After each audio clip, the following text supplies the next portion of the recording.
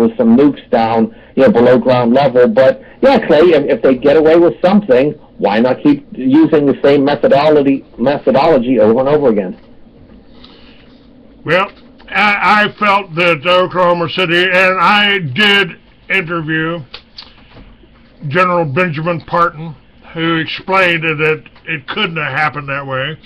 I found out that there was an article in the Albuquerque paper about the BATF going to White Sands Missile Range to practice with ANFO bombs. And one of them was across the street from the building. Since no BATF agent was injured in that event, although they had offices there in the federal building, no one was injured. But the guy said, "Well, it's a good thing I'd been trained down there in White Sands, so I could recognize what kind of bomb it was and tell Dallas what it was, what had happened."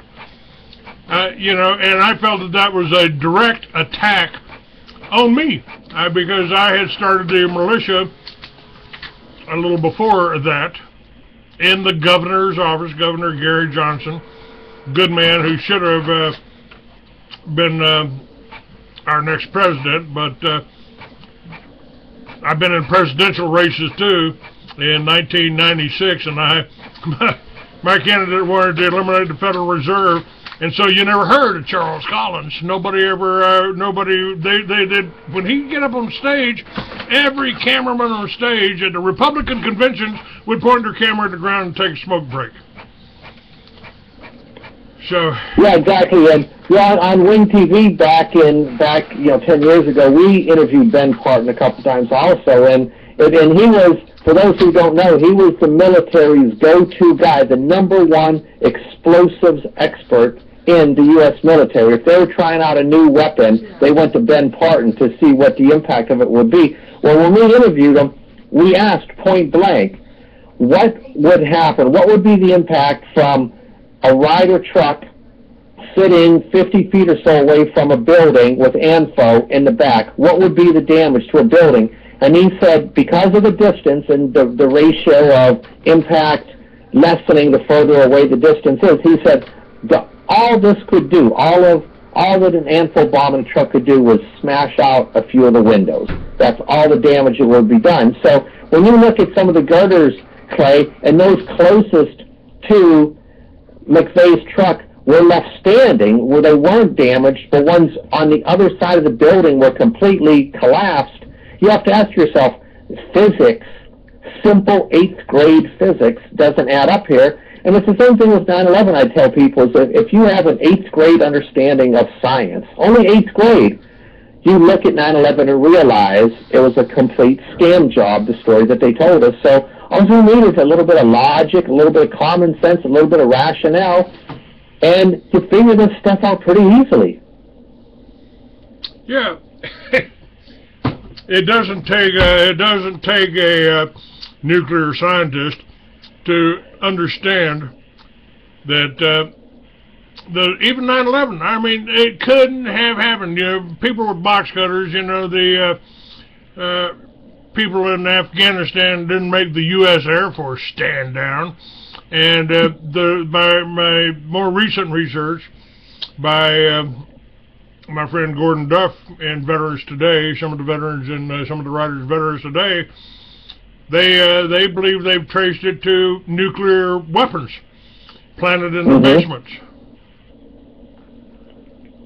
Mayor. Yeah, and exactly. There is definitely a nuclear element to 9/11 for sure. And how do you get people to wake up? This is what I'm having a hard time understanding. The first organization I was involved in, we brought Mark Kornke, Mark from Michigan, down to Albuquerque to speak. We had 500 people we spoke to. We had the Wake Up America meetings there, and this is 20 years ago. We were getting to it. Charles Collins spoke at those meetings, and nothing's came of it. Nothing. Every organization that I attempted to speak at or get involved with, from Albuquerque to Tucson to I was at the Tucson Breakfast Club. I'd speak there. They distributed my magazines. My magazines were in every bookstore across America, Barnes & Noble, Books A Million. And I told the truth in all those, and I told people what was happening. I told people we were in a war here.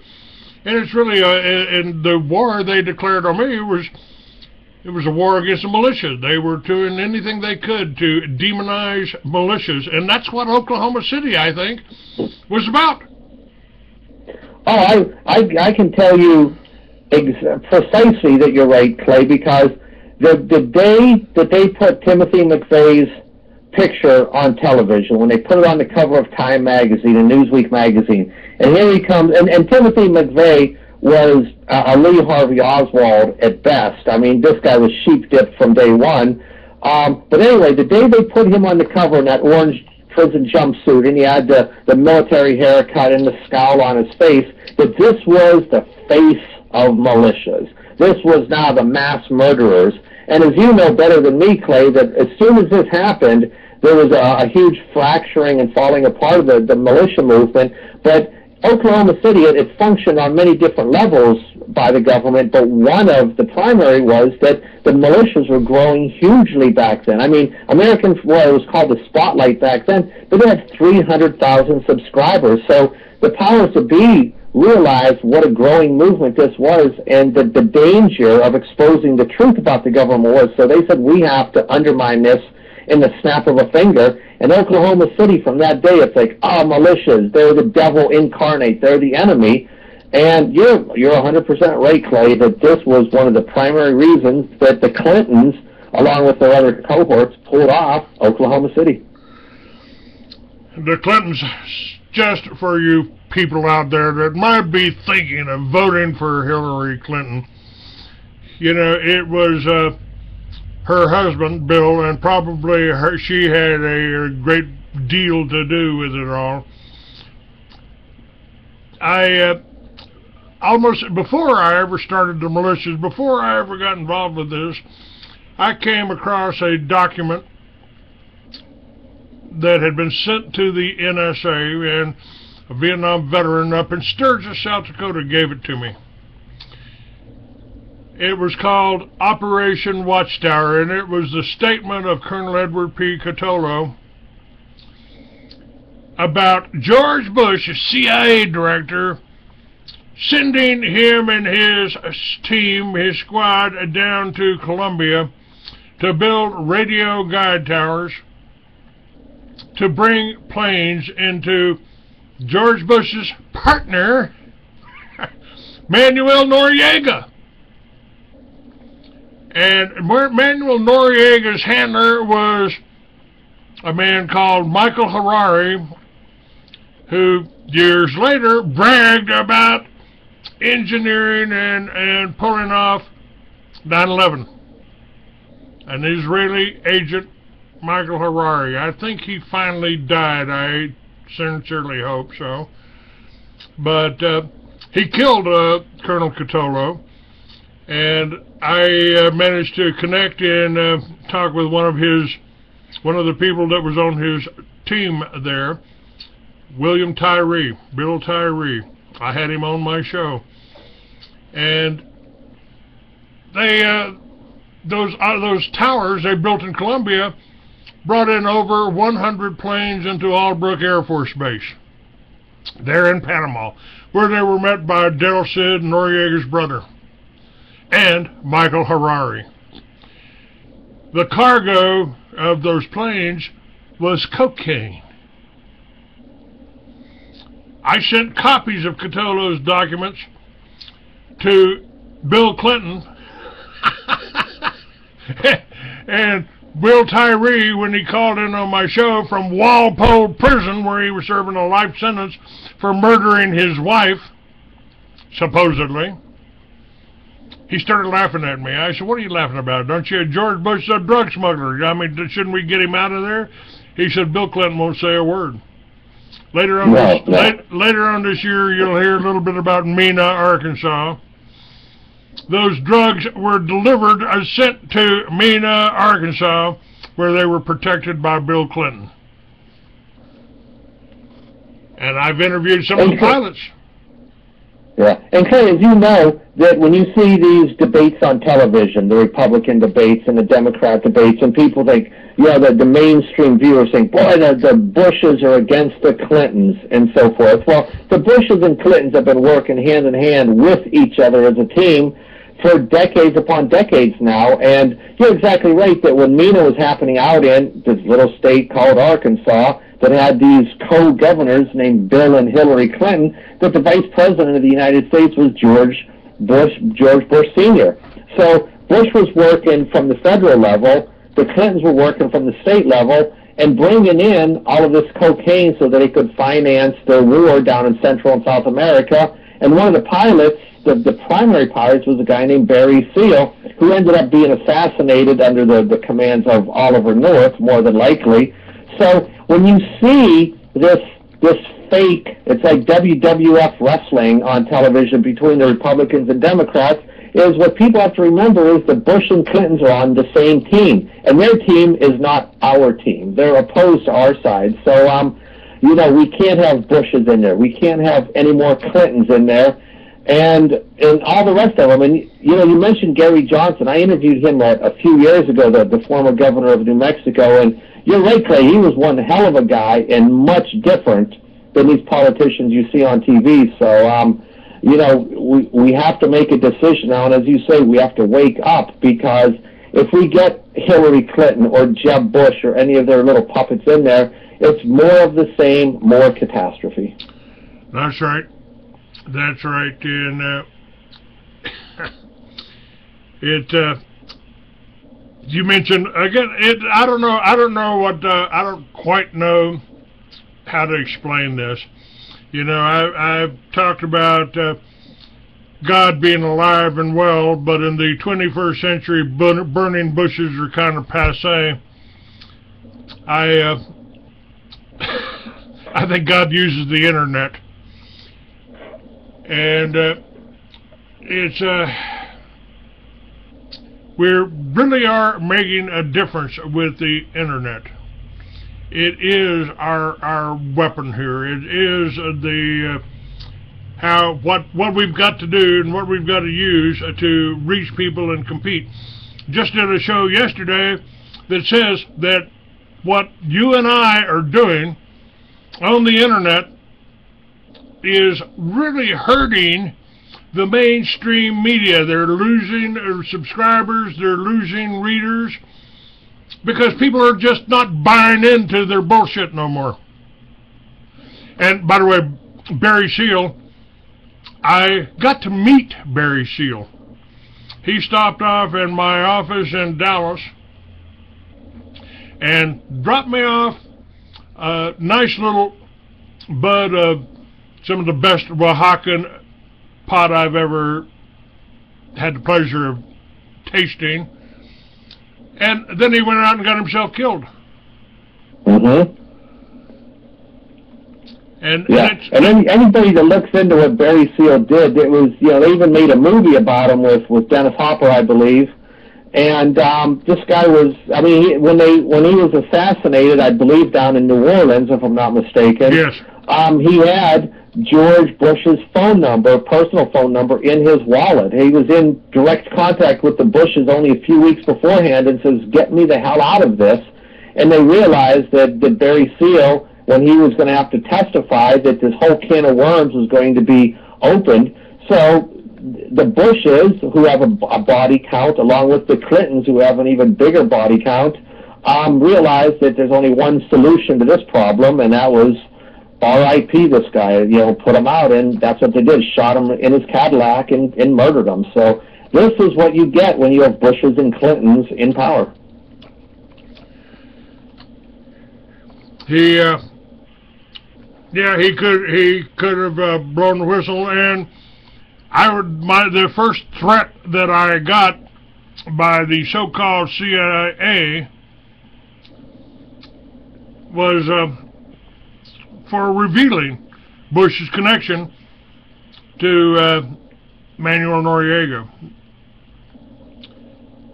And you know, you can certainly find the trial of Manuel Noriega for drugs on the internet, but it doesn't mention anything about George Bush. I did, and the CIA, you know, just another biker, man, just another biker. I'd seen it runs before, didn't really know him.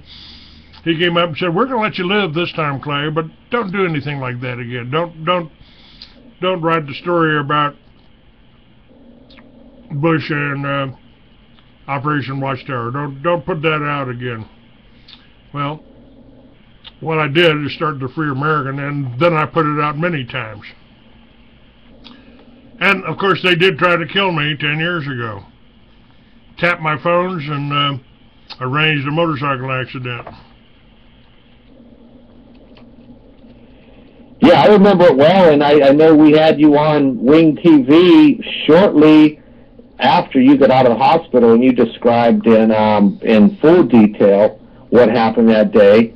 And yeah, I mean, I got many different Free American magazines here, and I remember looking through them, and it's like, oh shit, there's 9/11, there's an article on OKC, and on and on and on. So we don't have at newsstands those kind of magazines anymore, Clay. And you also made a good point a few minutes ago, is that the mainstream media is losing numbers by the tens of thousands. If you, and anyone can verify this, if you look at the circulation of the Washington Post or New York Times, or even the viewership of the network news shows, that they're tanking, because people realize I turn these shows on and I'm getting just a little glint of the whole story.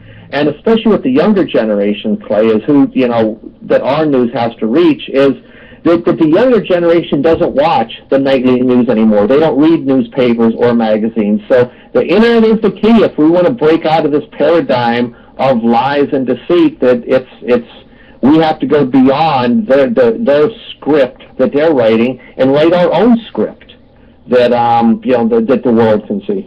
I didn't understand at first why the ADL and why Southern Poverty Law were attacking.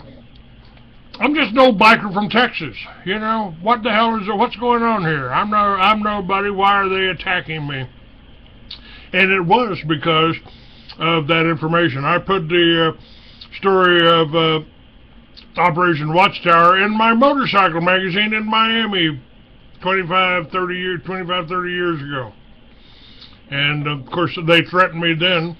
And when I talked about the Twin Towers, 9/11, then they did try to kill me.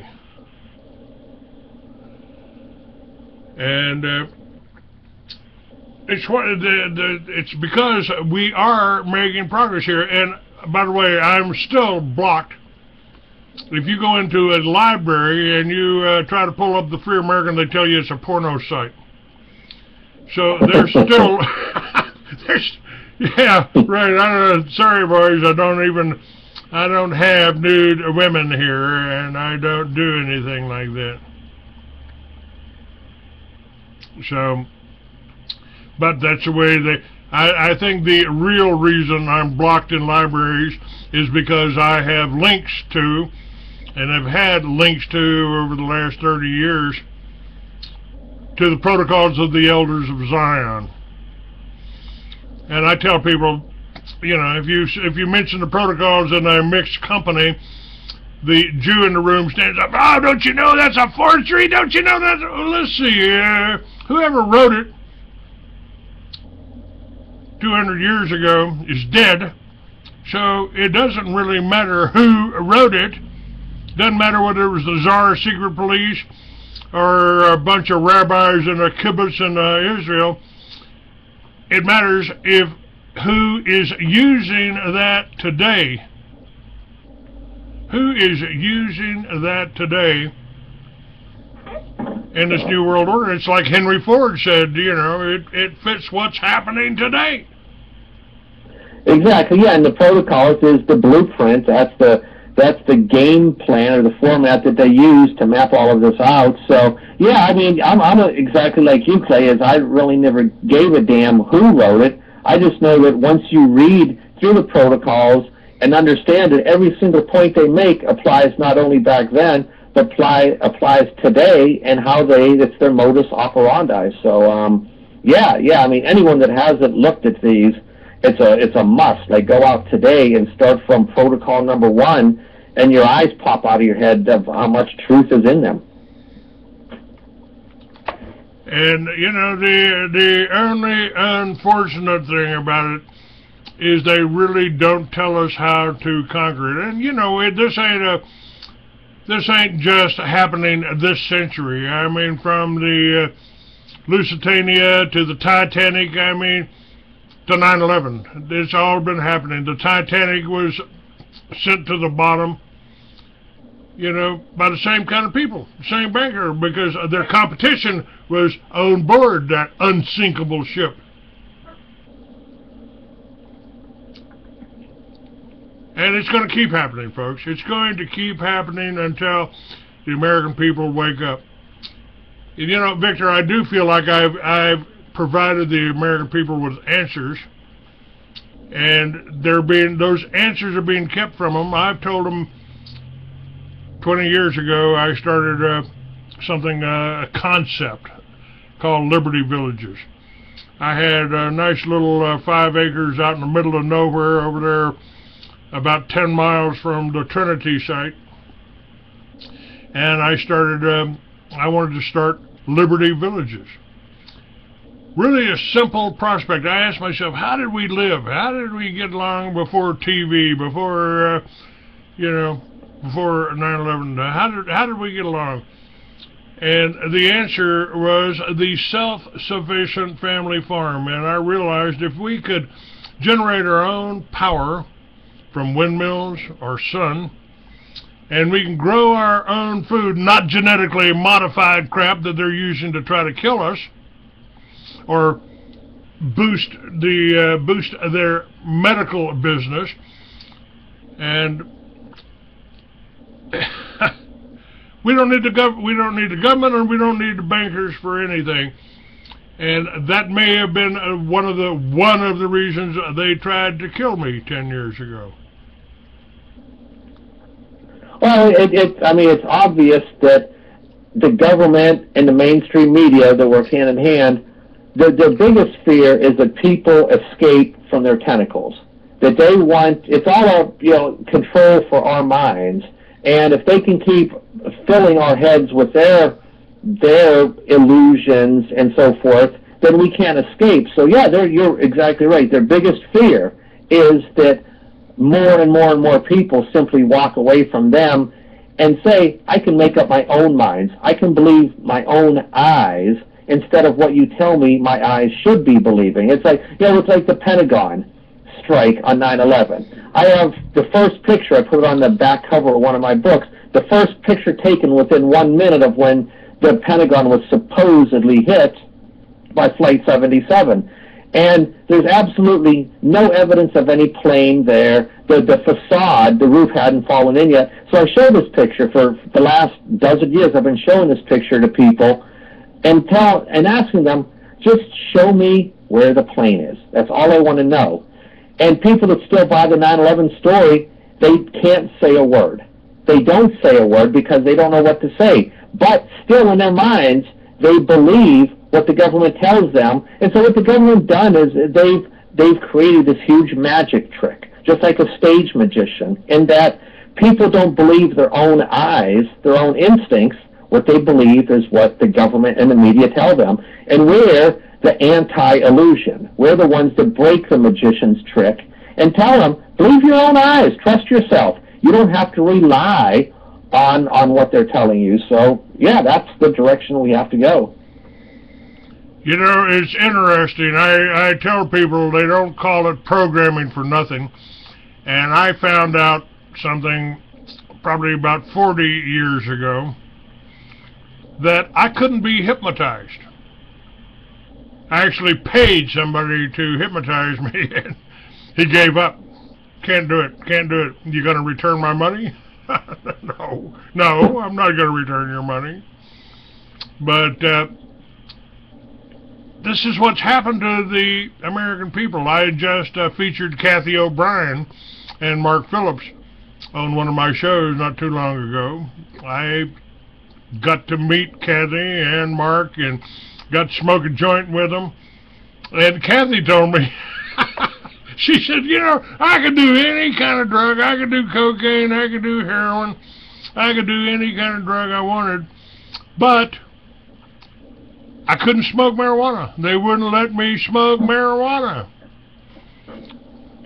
I thought that was interesting because yeah. Oh, go ahead. Well, it's just, you know, first of all, you know, it ain't marijuana. It's hemp, and it's our #1 cash crop for hundreds of years in this country and around the world. And suddenly, they, thanks to William Randolph Hearst, they gave him a castle for that, for demonizing marijuana. Didn't want us to have it. #1 cash crop before the Federal Reserve took over. Yeah. Well, it's interesting that you bring up Kathy O'Brien and Mark Phillips, because just over the last weekend, this gal visited me, and we were talking about Kathy O'Brien and all the different mind control techniques and the Twilight language, and even like, you know, fairy tales and how they embed these secret messages in and play with the language and so forth. And yeah, I used to correspond back when people actually still wrote letters back in the 90s, and you know, probably 6-8 different letters back and forth with Kathy, and discussing all the different things that had been done to her. And I mean, still, Transformation of America, her book with Mark Phillips, is still one of the greatest mind blowers of all time. So yeah, that's this is the kind of information that we've been bringing out for the last 2, 3, 4 decades.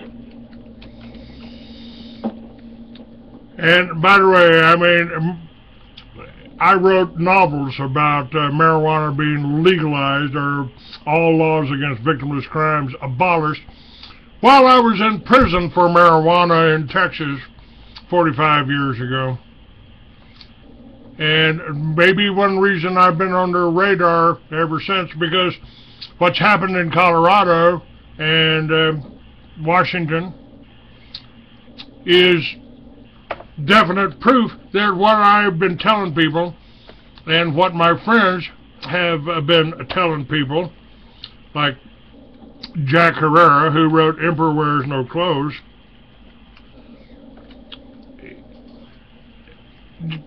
marijuana, hemp could save the world. It could turn everything around. Now, our Constitution is printed on hemp paper, and that's why William Randolph Hearst was so against it, because he was making a fortune cutting down trees.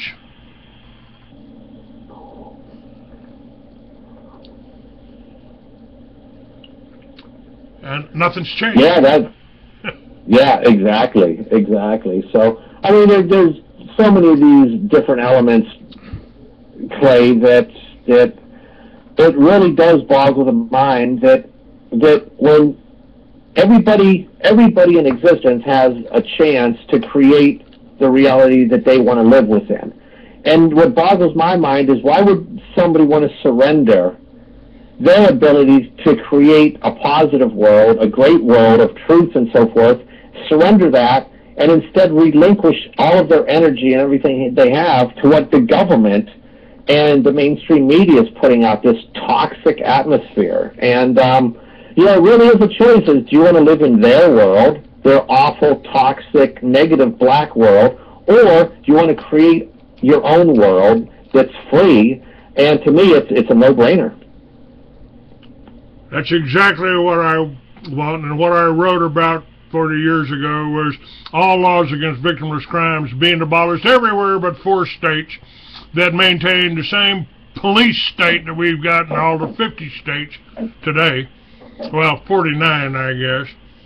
And the comparison, although, you know, I didn't have the knowledge that I had then, and so I'm rewriting those novels, planning on getting them out this year, or next year. Now, lost a year again. That it really shows, here's what a police state looks like, side by side with a free state. Here is where, you know, why should we be put in jail for part of a plant that God gave us that we got in our pocket?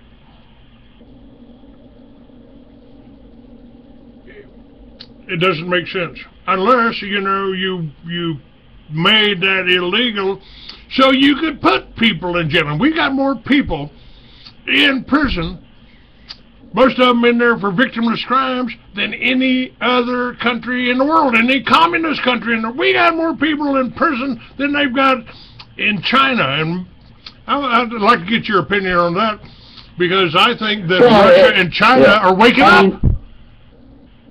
Yeah, as you know, the prison industrial complex is a multi-billion-dollar-a-year industry, and imagine how many tax dollars go to this system, this prison industrial complex, that could be used. Well, I mean, first of all, the government's taken way too much of our tax money to begin with. That's a crime in and of itself.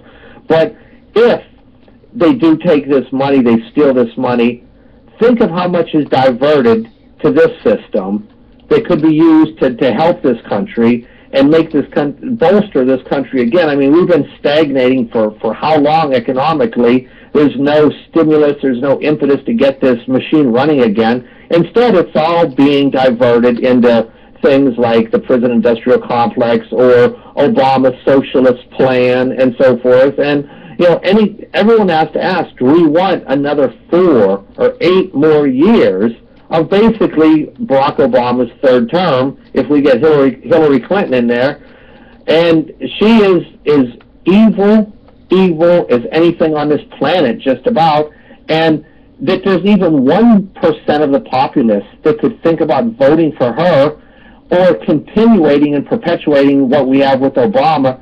It's like waking up in the morning and someone saying the sun's not going to rise again. I can't believe that anybody, especially women, because you know all about the Clintons and Bill Clinton, his history as a sexual predator, as a serial rapist, how Hillary terrorized all of his female victims, and yet she's supposed to be the champion for this war on women that's supposedly be carried out. Hillary Clinton hates women more than any other woman in America, and yet she's waving the flag. I'm the National Organization of Women, yet she's a cover-up artist for the worst political serial rapist in this country's history. Hang on just a second. Got a call here. What do you want? I'm right in the middle of my radio show. Who are you? What do you want? Yes, sir.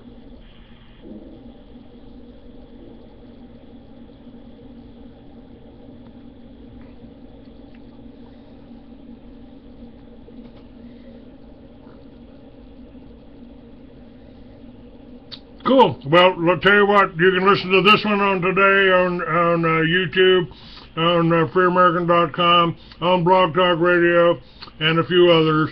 And if you got something else to talk to me about, call me back in an hour and a half.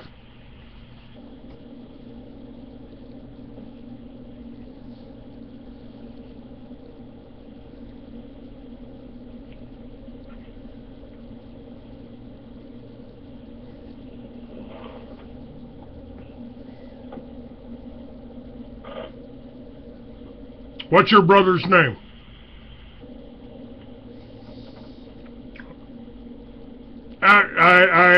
David is a regular on my show.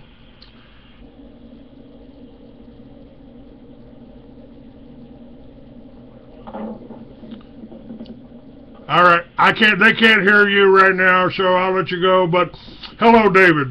Glad to have you listening to me. Thank you. Talk to you later.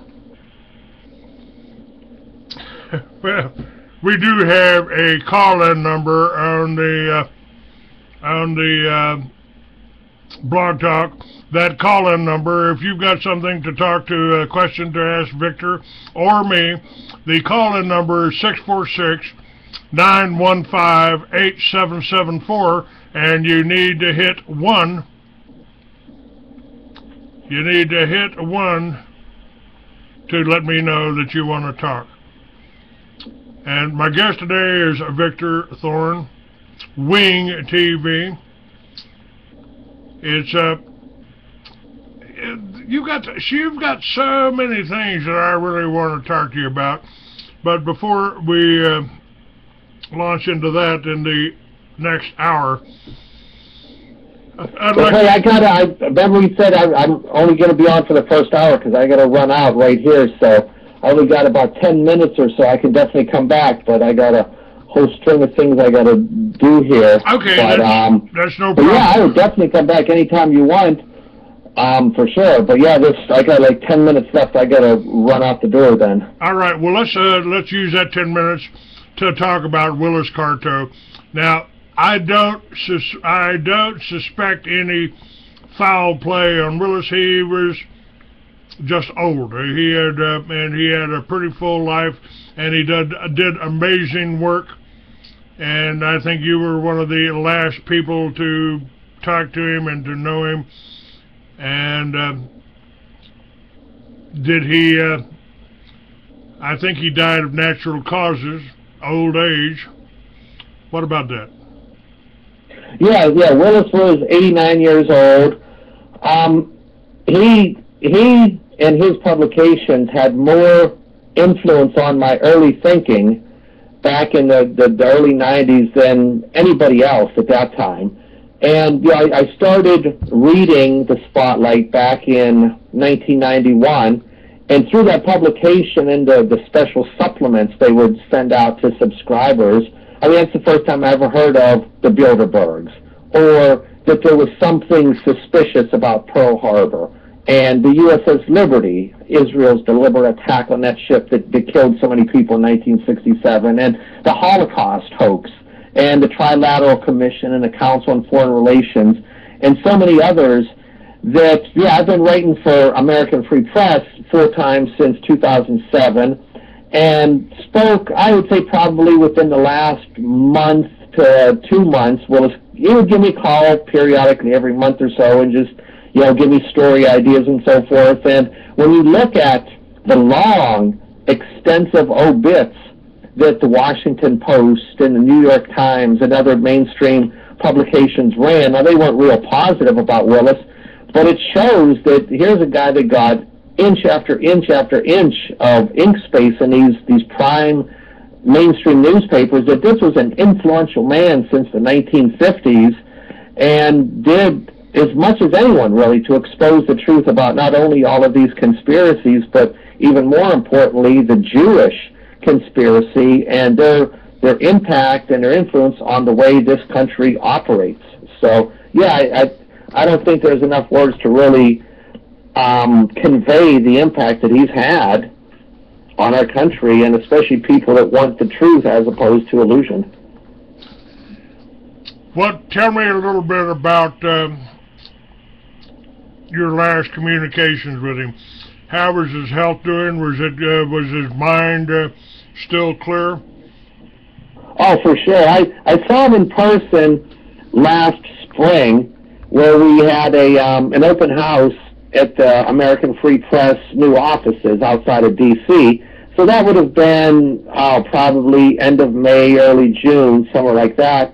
And he was there with his wife and everybody from the newspaper. And I would say within the last, month or month and a half, I'd pick up the phone, there'd be Willis on the other end, and he'd, Victor, I got a story idea for you. And, he'd be, and he still had the fire in him. He was a vigorous man, even up, 89 years old. So, this is a guy that was still fighting and still literally pissed off about what he saw happening all around us. So he never gave up. And sadly, 89 years old, his battery ran out. And, I haven't seen or heard anything of foul play or anything suspicious. But, there's been quite a number of people now associated with the newspaper in the last couple of years that have died, and it's, not only Willis, but Mike Piper and Jim Trafficant and Jim Tucker, who was the guy that was hounding the Bilderbergs for the last 30 or 40 years, and even a guy named Reg Orn, who, was one of the part-time writers. So in our newspaper alone, in the last, 3 years, we've lost five big-name people. So that doesn't bode well for us, Clay. I had just interviewed Trafficant about a week before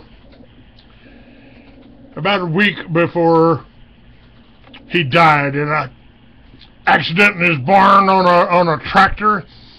Now that strikes me as being suspicious. Oh, without a doubt. And I met Jim in person 5 or 6 different times in D.C. and Maryland, up here in Pennsylvania, out in California and Los Angeles. So I've met Jim and had the opportunity to sit down for hours and speak with him, and truly one of the great orators that this country has ever seen. But here's a story real quickly that we're supposed to believe with Jim Trafficant is that on his farm he's pulling his tractor into the garage going 2 miles an hour, and somehow out of the blue his tractor flips over and crushes them to death. Going 2 miles an hour. Where there were investigators that have asked many different farmers if this is possible, and they're 100% impossible. That a tractor that's designed not to flip over, even when it's going on 45-degree angles on hills, is designed not to flip over. The Trafficant's pulling into his garage going 2 miles an hour, and all of a sudden, boom, it's on top of them. There's something very suspicious about that.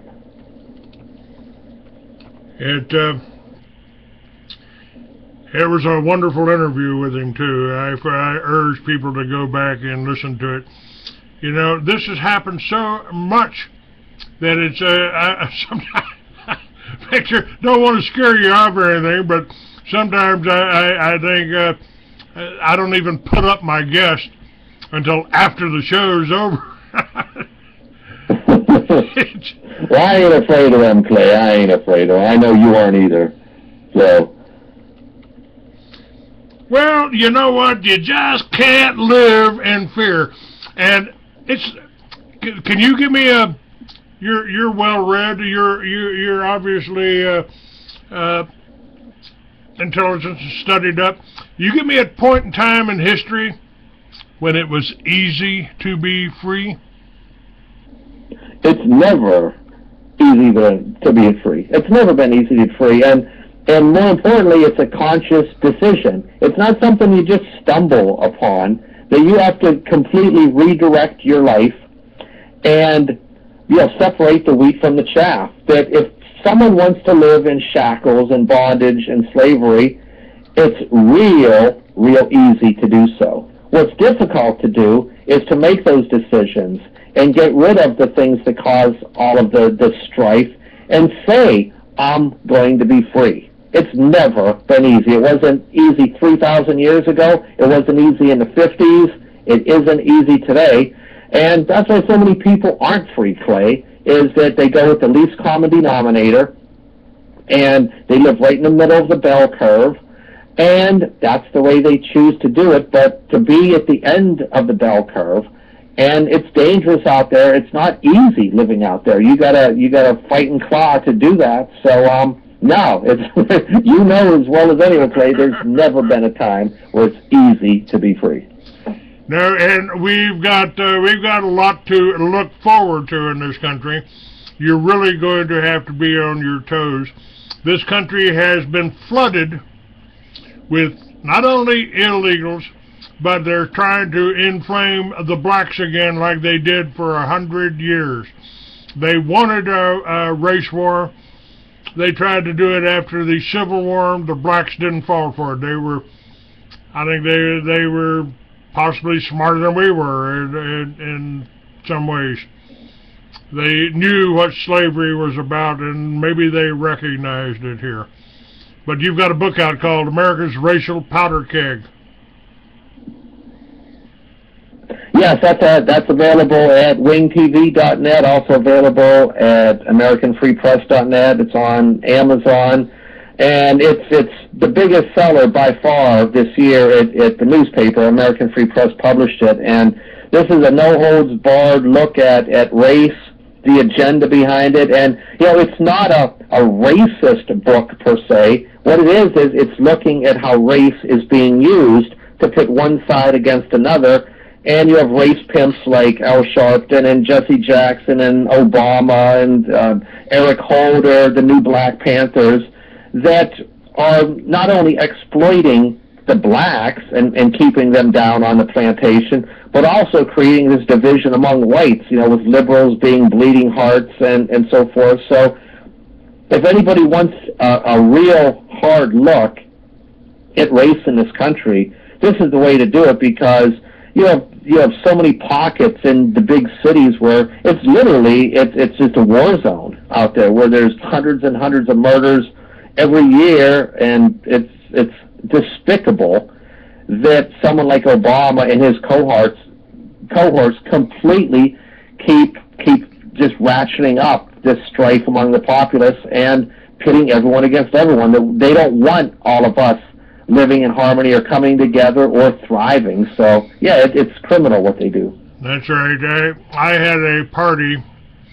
I was at a party in a penthouse in Miami, right over there on the beach, and I went in, and there was really impressive black guy there. He was very muscular, probably a football player or something like that. He came up and kind of got in my face a little bit. Well, what do you think about us black folks? I looked him in the eye, and I reached out and slapped him on a muscular shoulder. And I said, well, I got to be straight with you, brother. I don't like niggers, white or black. Oh, you might be okay. I said, yeah, you might be okay, too. I just wouldn't get in my face like that again. We'll be all right. Well, listen, Victor, yeah. I know you got to go here, but I'd like to keep you for a long time. But what day next week would you be open? I'd like to have you back to talk about this race issue. Yeah, give me a buzz here later on today, and I'll look at my calendar to see what's going on. But yeah, it's a topic that needs to be discussed, and yeah, I'd love to come back on again, Clay. So I appreciate you having me. Everybody listening to wingtv.net. There's a couple hundred different books that are available. So yeah, it's great to hear from you again. All right, Victor. Thank you very much. Bye. Hey, thanks a lot, Clay. Have a great day. You too. You too. All right.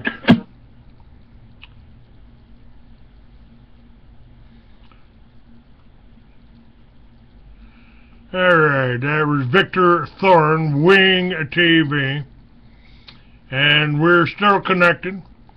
We're still going on here, and if you'd like to talk on this, I think we've got a lot of imposters, a lot of people using other people's names trying to disrupt the show. So if you want to call in, the number is 646-915-8774, and just hit 1 to talk to the host, me, and we'll try to get to you here.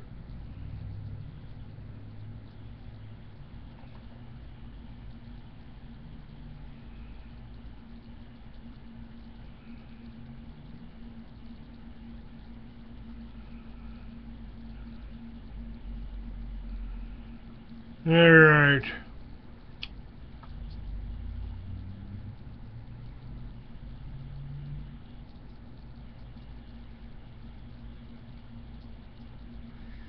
Let's see what we can do here.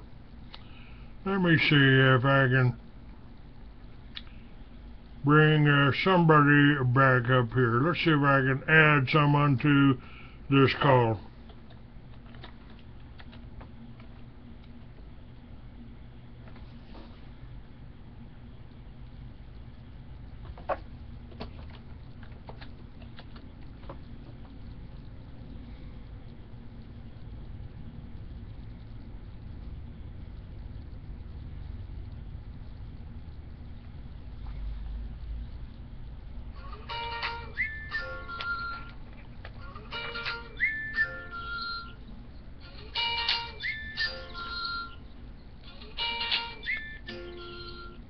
Hello.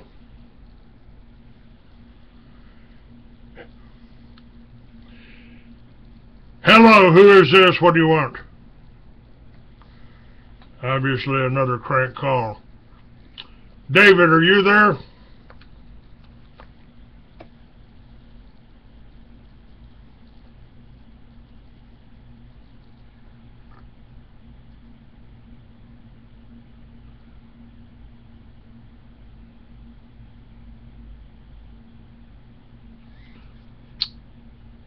Well, I'm trying to find out who's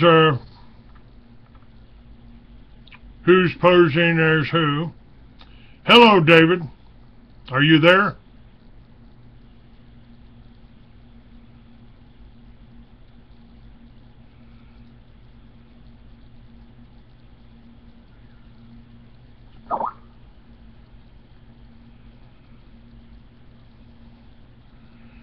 All right.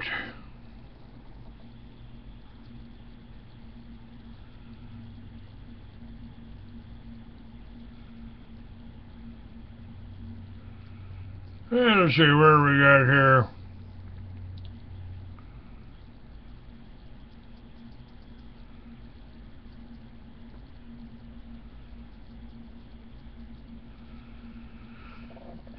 Somebody offering me money from Dubai. I don't believe I'm going for that today.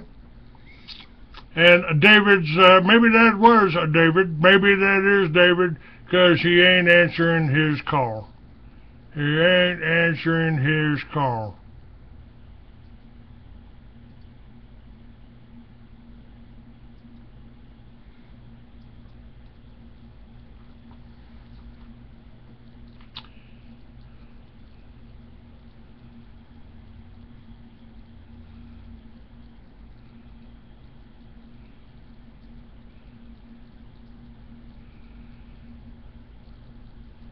All right.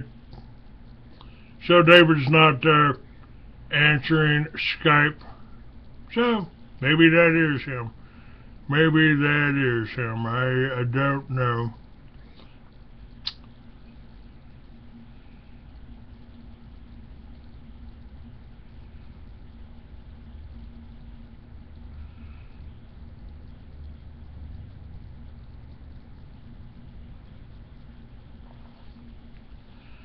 All right, we'll move on here. Let's see what I've got here. Let's see what I've got in my inbox.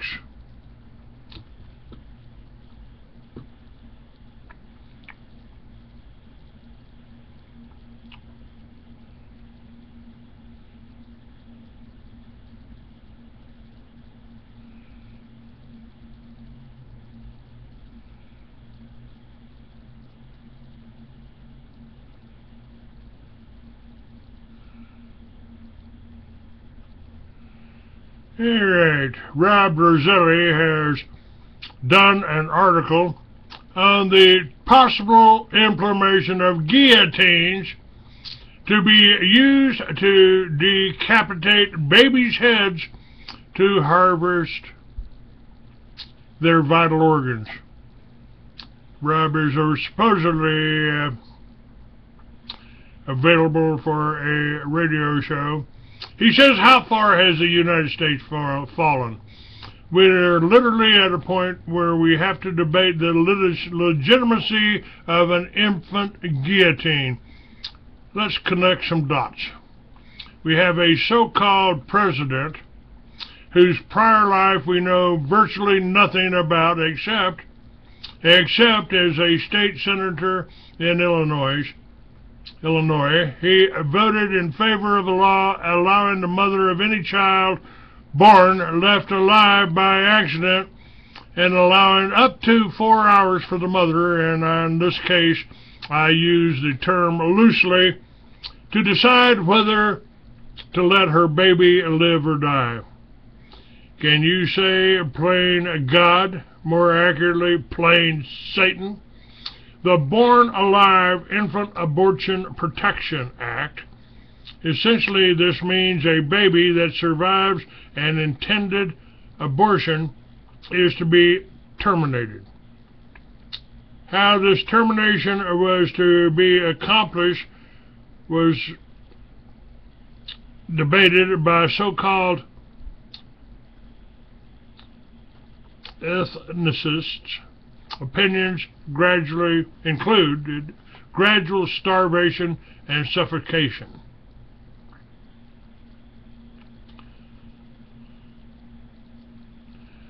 Partial birth abortion is already widely practiced, wherein the abortionist literally sucks a baby's brains out with a catheter. High-power attorney Hillary Clinton continues to fight that barbaric and painful baby execution, to keep that barbaric and painful baby execution procedure legal. She argues that the baby isn't human until 9 months old, and even if the baby's body is 80% out of the body, with a healthy heart and full-born baby brainwaves, it's not human.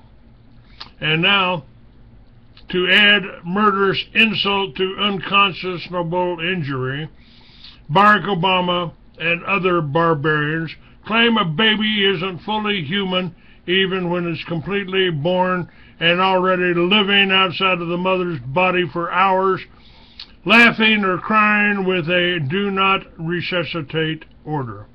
But it's not murder, they say, because it falls within new man-made line that delays life up to 4 hours after birth. Now, the United States Constitution disallows cruel and unusual punishment. We are currently in a budgetary crisis, and we need to control spiraling health costs. As recent events indicate, reproductive so-called rights are considered health care. A recent article in something called the Journal of Medical Ethics made a real argument for the purposeful death of several month-old human babies. Putting all this together forms the basis for this argument as we look at what an infant guillotine could accomplish. Cost savings. Anybody of minimal medical expertise could deliver a baby and just chop away, freeing up more expensive doctors to tend to other health care. As a bonus, if the head is taken off cleanly, the brain and the rest of the body parts could be sold for research, thus saving American taxpayers hundreds of millions of dollars we give Planned Parenthood every year. Efficiency. We are already saving on doctor time, so we won't have to waste time supervising a gradual starvation or bothering to ensure complete removal of brain materials with a catheter. Cruel and unusual punishment. Surely our constitutional scholar president knows about this one. Surely a quick, clean death is less cruel than the an elongated starvation process or a full lobotomy. We can keep choice in the argument. Personally, my choice is quick death versus death by gradual starvation or gradual brain extraction.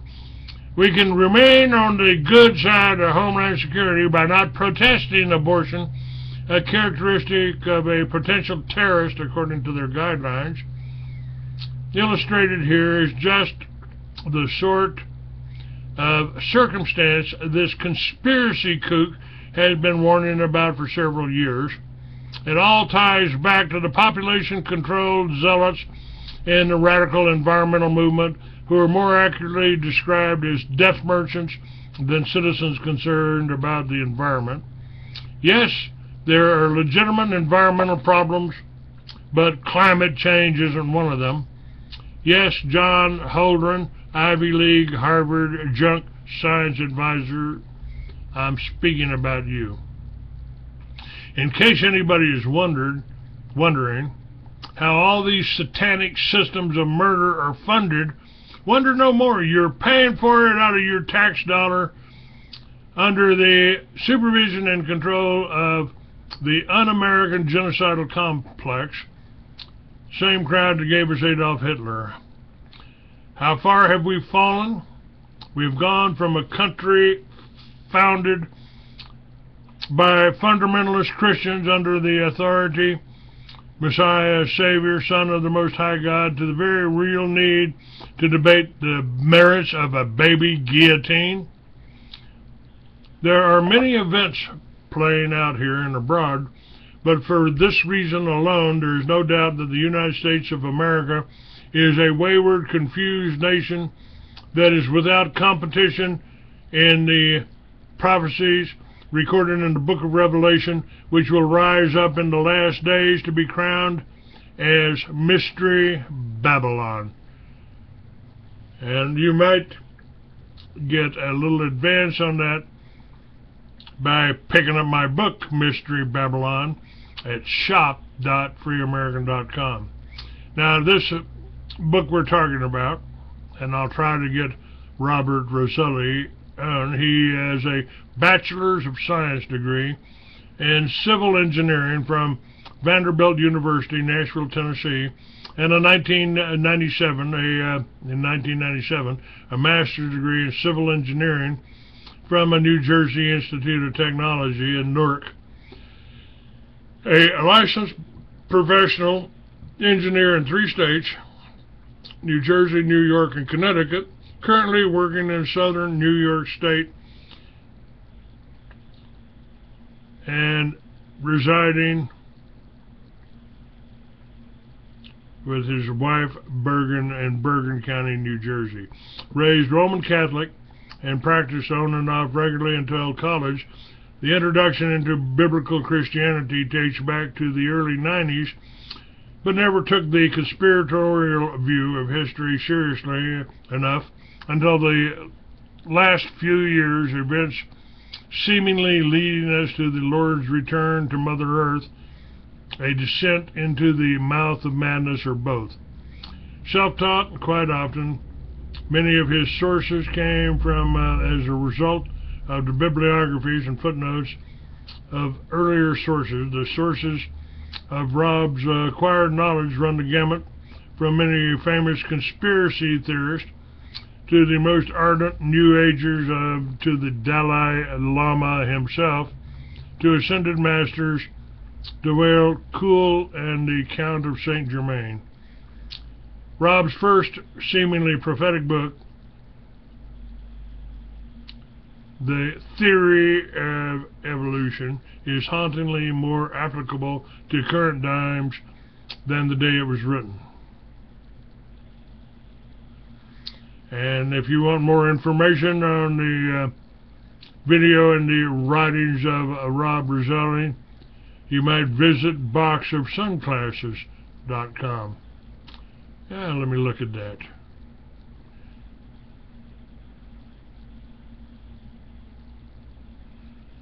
Alright. And how about you in the chat room?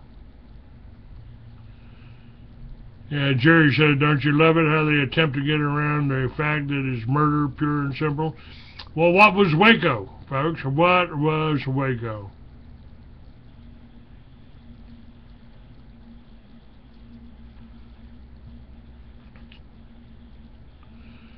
All right, we've got 804. You wanted to talk. Who are you?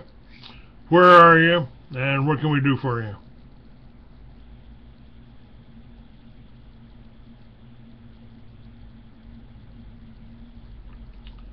$804. You pushed the 1, so I'm bringing you up.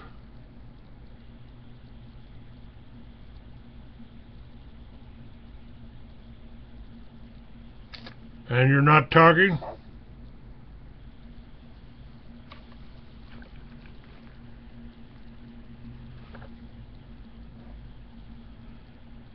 All right. You can stay there and listen. I'm not talking to you. How about you, 845? Can you hear me? Hey, you old buzzard. What are you doing? Hey, I'm still alive, still kicking, still causing trouble. You're still kicking? How's that motorcycle treating you? Well, it ain't treating me. I ain't riding yet. I'm looking for a lawyer to get my license back so I can get my license, motorcycle license, and the motorcycle licensed. Well, why did you lose your license?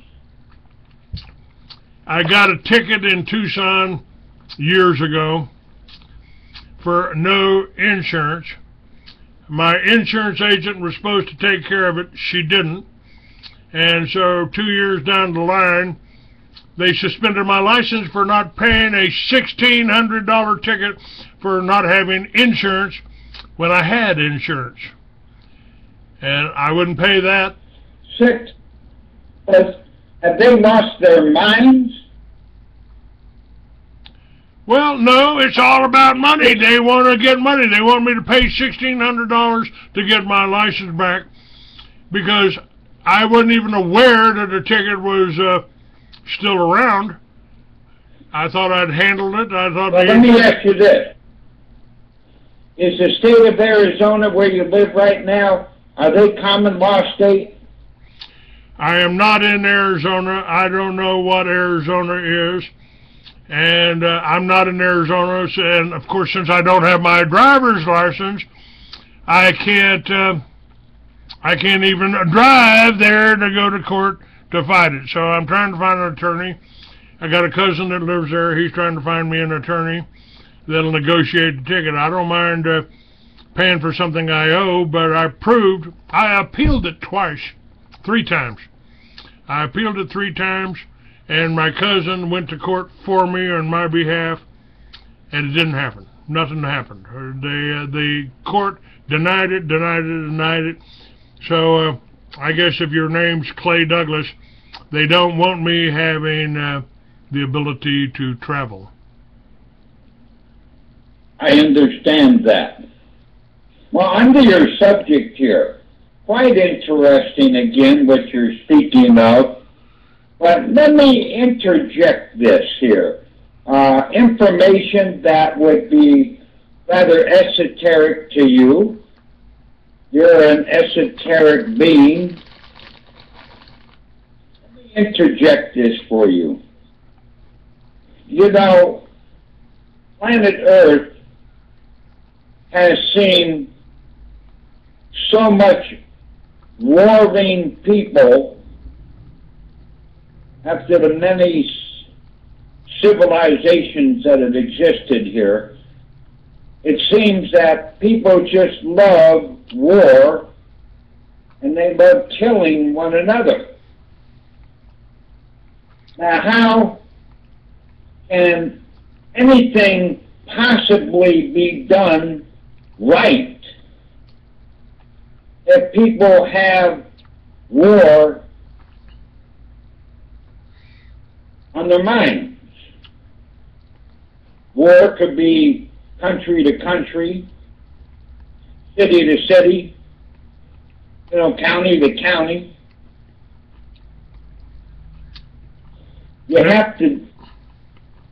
The people have to change themselves. You can't force people to do anything, and that's proven factual. And until people change themselves, find out who they really are, there is no way in hell. This is hell on earth right now. On the crust of the earth is pure hell. You can't go anywhere without being charged a ridiculous price for paying a ticket. That's warfare. That's so stupid. And here you are, a man trying to voice his opinions, and there's nothing but war against you. Well, it's been like that for 20 years since I've been trying to tell people what's going on. I've been trying to tell the whole fact that is the CIA is bringing all of the cocaine and the heroin into this country and putting you in jail for it, putting your children in jail for it. I mean, to me, that's insanity.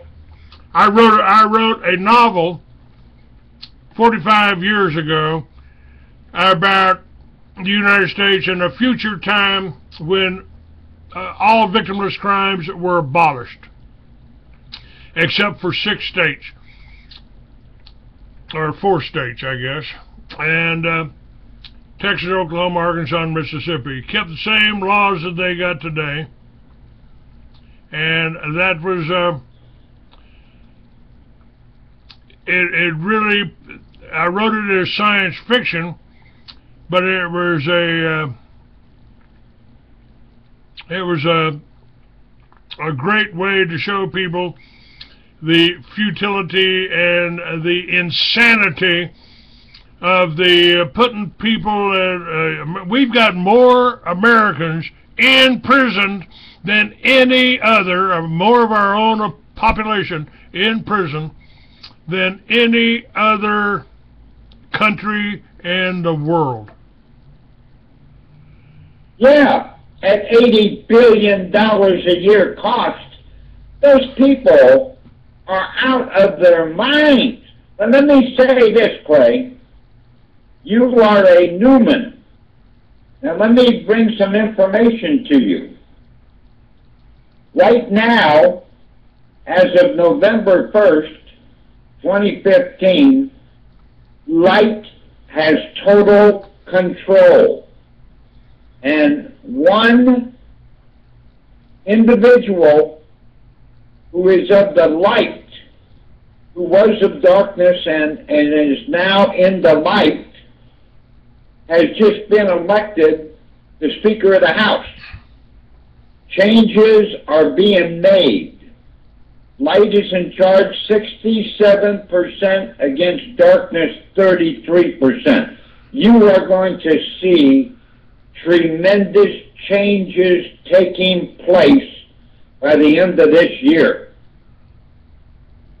Well, now, I hope that Ryan, the thing that I just... Ryan, who is the Go ahead. House, may not maintain that position too long.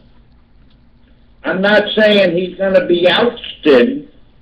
I'm saying that he's going to be going upward. Now, things aren't looking good worldwide. But you watch the changes that are going to be taking place, all because light is in charge now. Darkness had its hold on mankind, on human beings, for hundreds of thousands of years. And it's now changed. Light is now in charge. So you're going to see a lot of things you've been discussing and fighting for, all starting to change for the good. Not because things are happening that way. It's because light is sick and tired of the war, all the bullshit, all the prisoners sent to prison at $80 billion a year cost, which is pure insanity, all those FEMA camps that were built. Look at the cost of that thing. What was that, about $15 billion? And they just sitting empty right now. Who are they for? Well, maybe Halliburton just needed the money. Changing, man. It's all changing. Maybe those dark people are going to be paying the price, Clay. They're going to pay the price.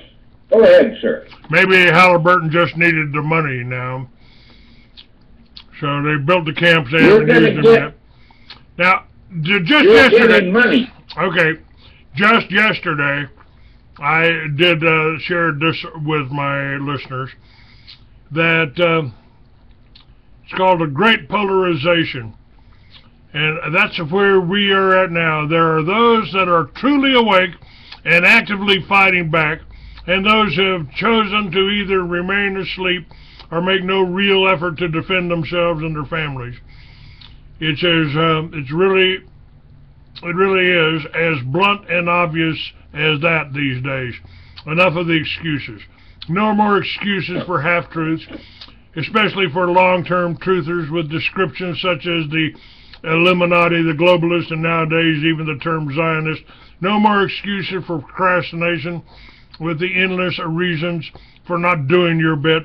No more excuses for not knowing what's going on or having the curiosity to find out what's going on if you have access to the internet. No more excuses for pretending to do your bit just by attending organized events where you end up having a good social and only ever address the problems, but not the Jew world order. No more excuses for these traitors who have chosen to sell their souls, serving the beast in jobs which are directly oppressing us, the police, city councils, traffic wardens, etc. No more excuses. We're tired of your pathetic cognitive dissonance reasoning. There are no more gray areas, halfway houses, and compromises. George Bush Jr. was right. You're either with us or with the terrorist. Well, Bush, in your description, I'd rather be with the terrorist. But of course, everything in the Jewish mainstream media is inverted. Your lot are the real terrorists. It soon dawns on us that it isn't as easy as just saying these people are up there in Parliament and the Senate. The delegates in your government are criminals. Of course they are. They are the Jew world order, and unfortunately, so is your spouse, so is your next-door neighbor, who in many ways you respect. So are close family members, so are most of your dearest friends, so is most of the truth movement. Because all of them are acting in a traitorous manner to society. All of them have let our side down. All of them have made that crucial and deadly life choice to stay on their side by not caring enough, not prioritizing things which are important in life, by allowing themselves to become ill-disciplined and dazzled by materialism and selfish pleasure-seeking activities, just simply by being myopic. The great polarization in these potentially end times. If one is not doing one's bit to fight back the waves of this demonic Orwellian oppression on humanity, then they're simply serving the beast. Every week that goes by, one is not doing something to fight this tyranny, then they are indirectly assisting the Jewish criminal network by not fighting back, saying no, resisting. One is tactically complying, almost giving them tacit consent. Go ahead and fleece me. It's okay to bomb my brothers and sisters because I care more about paying my loans. Keep bringing up the price of energy bill. You have my full acquiescence. I know I moan about it, but honestly, it's okay, really. Go on. You just carry on your evil ways. I'll do absolutely nothing to resist. This is the satirical and sad truth. There are no more excuses. These people have chosen to swallow that blue pill, denial, or the purple pill, just remain fearful through truth browsers with no intentions of doing anything about it. These people are all traitors to humanity. All of them will go to their graves having accepted their slavery, having accepted tyranny, and having denied their spiritual opportunity. Shame on all of those. And folks, this is why I've asked you to support me, support the Free American, because I am trying to tell you the truth. What's your name, caller? You are doing that, Clay. You're doing a great job, Clay. Keep it up. But keep one thing in mind, that whoever wrote that article John is right on target, because you will see, you're of the light. You have to ask for more light. Just ask for it. Give me more light. Your eyes are going to be open, and you're going to see people of darkness going down in the hundreds. They're going to be dying off. Things are going to be happening to them, and people of the light are going to take over. It's not going to change overnight, because people on Earth, on this planet, have been misguided by that ugly three-letter word, war. They're always at war. Have you noticed that? one country at war with another.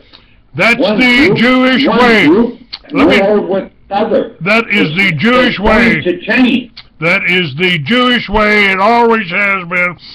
Take the babies and smash your heads against a rock. It tells you in the Old Testament and the Bible. It tells you in... These are the Jews. There's supposedly their God. What kind of God would tell you to kill your son, sacrifice your son? That's what Abraham tried to tell us. And by the way, some people are asking, what's your name? What is your name there, sir? The 845. What's your name? Mike. Mike? Okay, Mike. That's all I need. I will say my name the next time I come into the room. That's But fine. right now, what's in is every one of you should open your heart to the light. You have to have the light to maintain your space on this planet.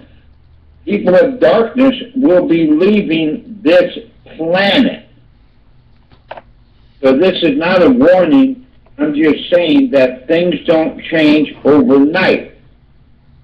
You're going to have to ask for light to come into your heart, change your ways, and observe. Watch what's going on. You're going to see leaders being removed. And people of the light will take over their positions. Things will be better. The monetary system is going to change. It won't change that much, but it's going to be changing to all of our benefit.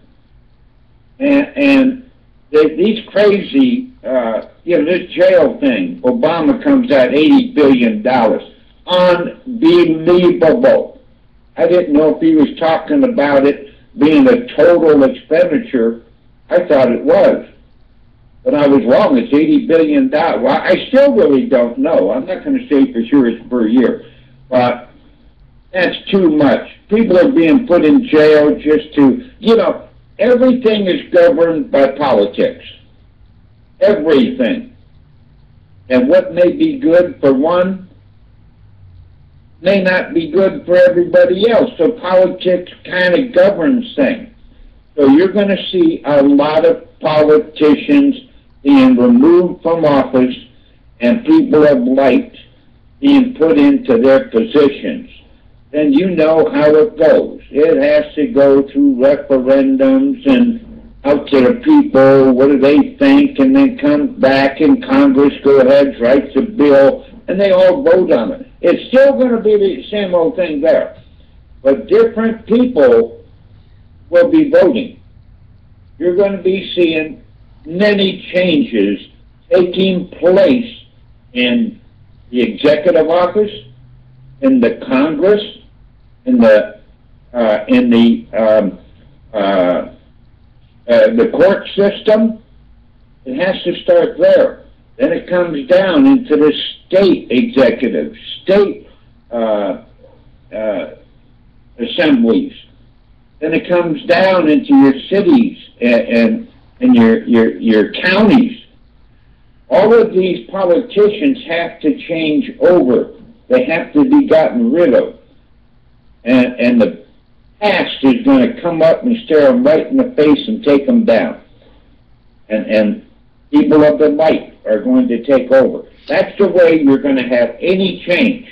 We have to get the people out that have war in their hearts. Now, I understand what you're talking about. I appreciate what you're talking about. Some people in the chat room are going, what do you mean by people of light? I would say that I am a person of light. I do not do evil. I do not condone evil, and I will not remain silent in the face of evil.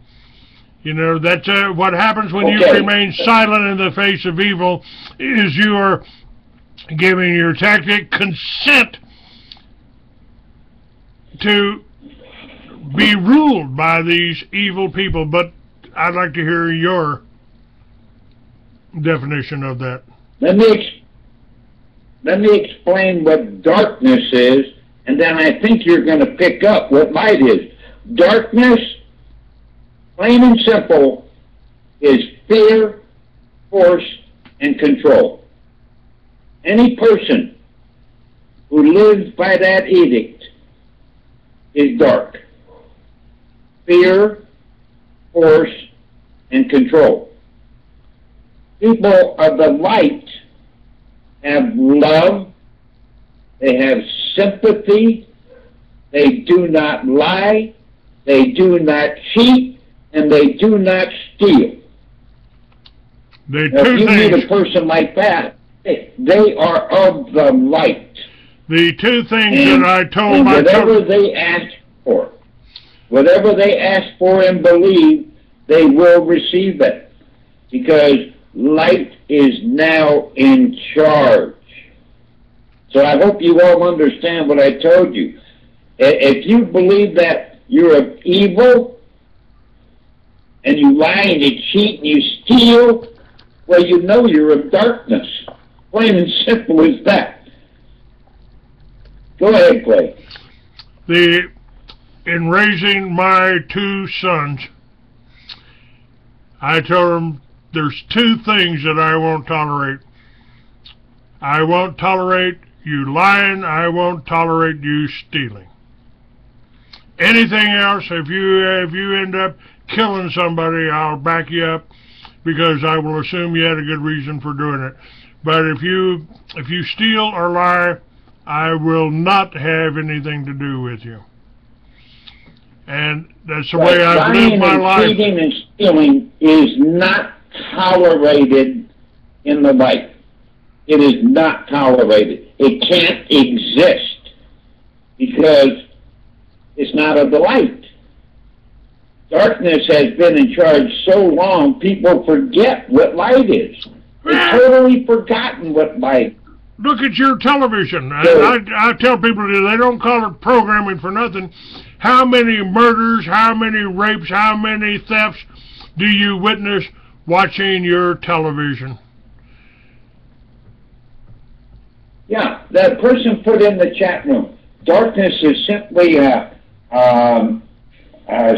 absence of light. You are so right. If you look at the heavens at night, look at all those specks. Billions of them. Billions of specks of light. It's beautiful.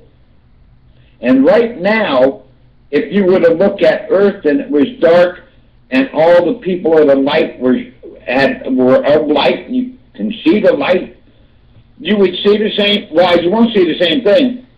You will see specks of light here and there. Right now, there are approximately 9,500 Newman. They are signing up every day now. I think Clay is somewhere around 1,000 the last time we spoke. He was cubed right on the phone. And the leader actually cubed him. People don't remember that day because it was after the show. But Clay is a man of light. I just want him to ask for more light. He needs a little bit more light. Now let me give you this bit of information. I know there's a couple of minutes left. Okay? 16 minutes left. But let me say this. The Pleiadians, if you've heard of them, are making a move. Now, this is going to shock a lot of you people.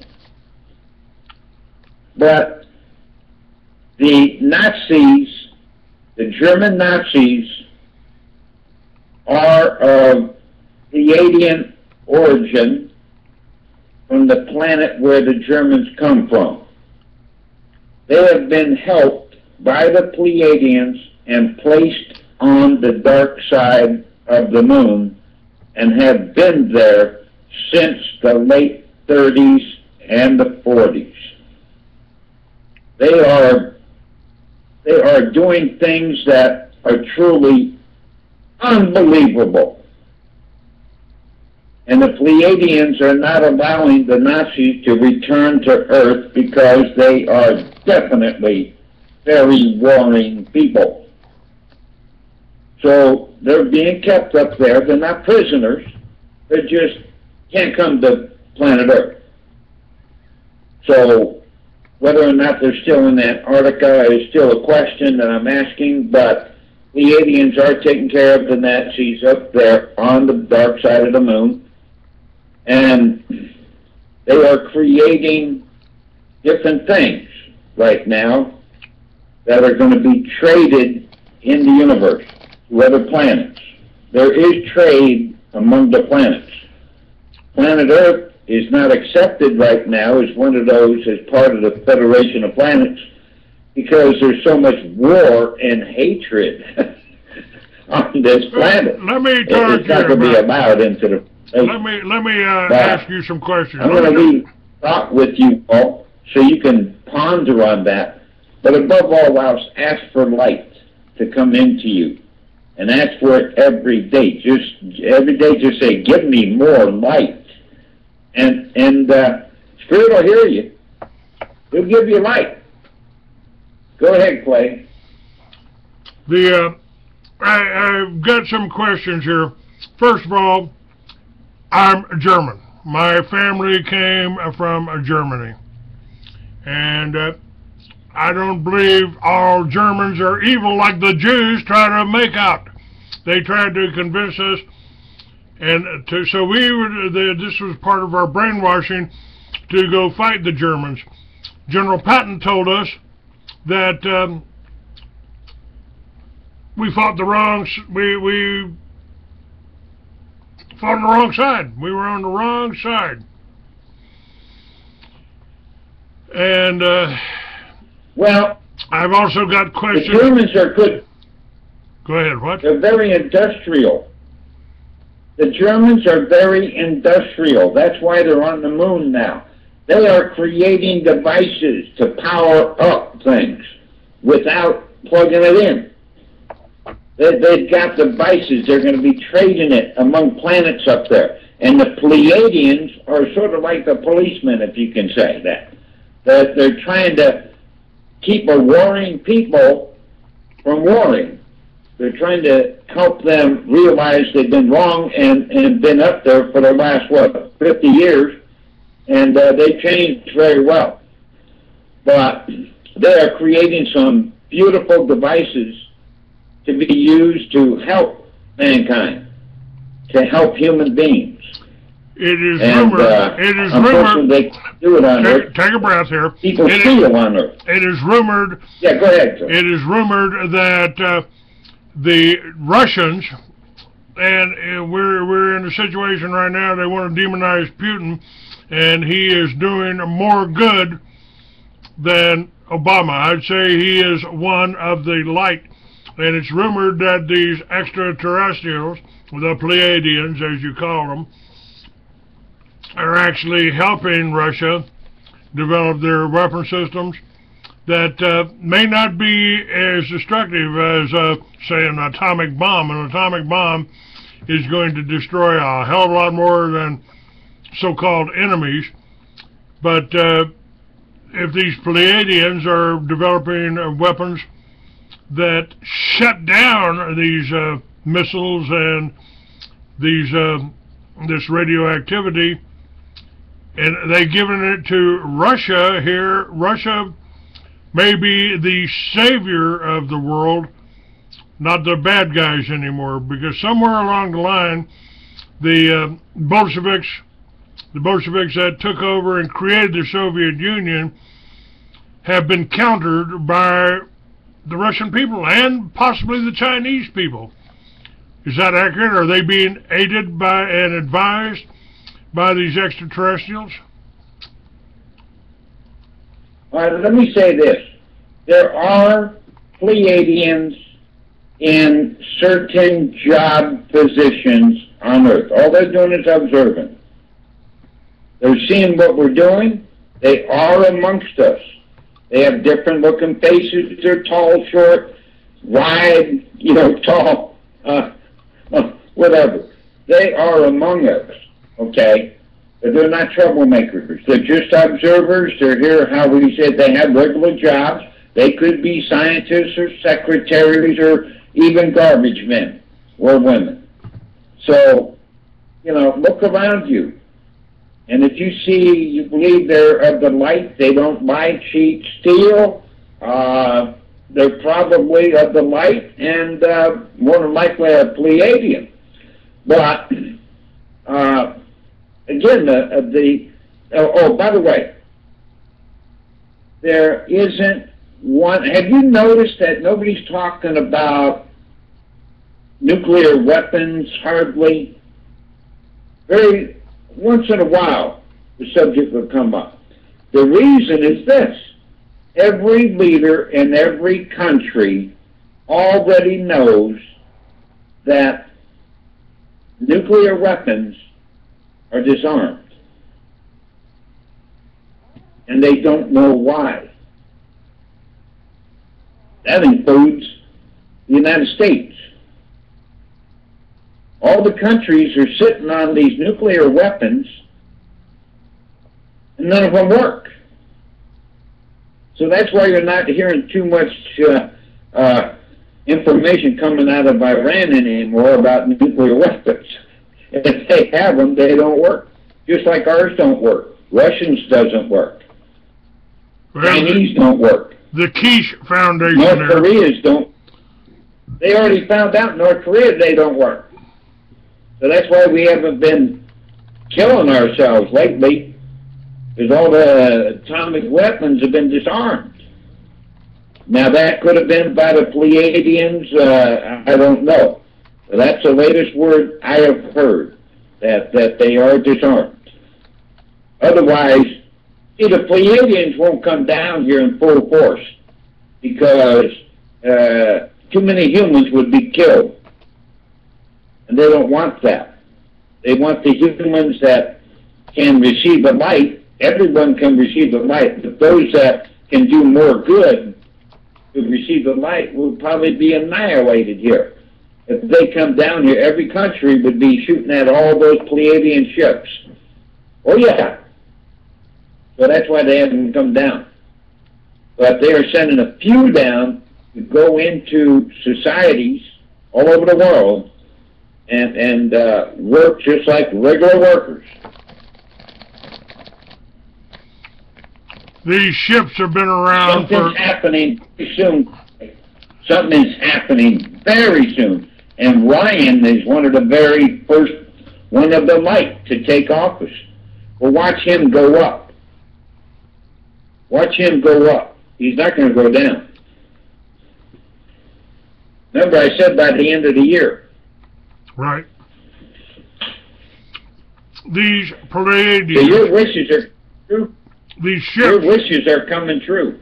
These ships that you're talking about, they've been with us, monitoring us for thousands of years, haven't they? Oh, yeah. Hello.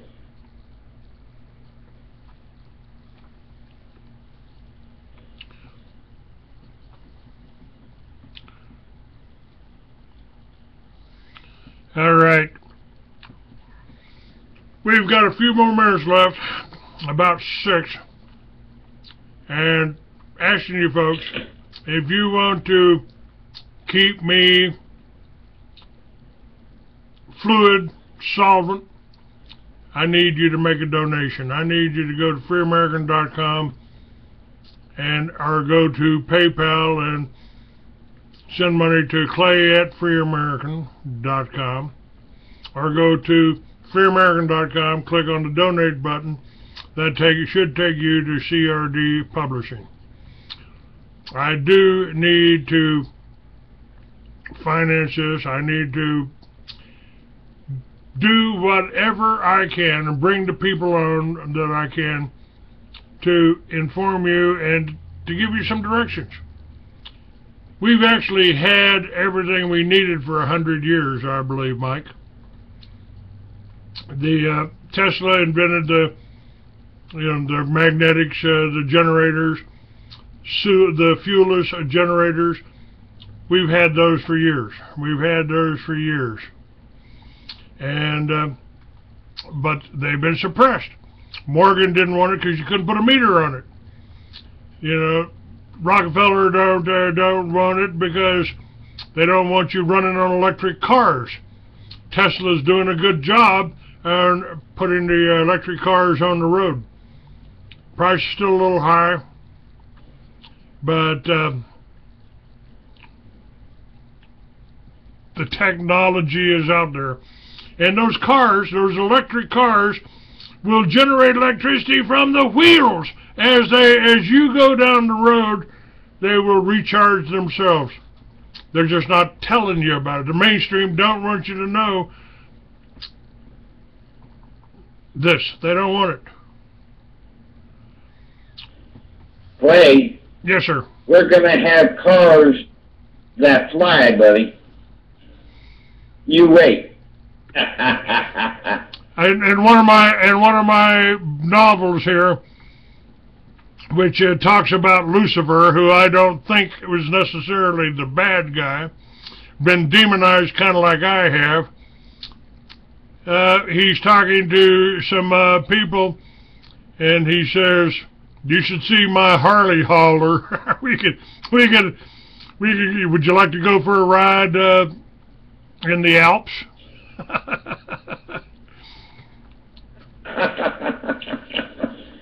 Well, you know, Clay, a lot of technology is going to be going around to the other planets first.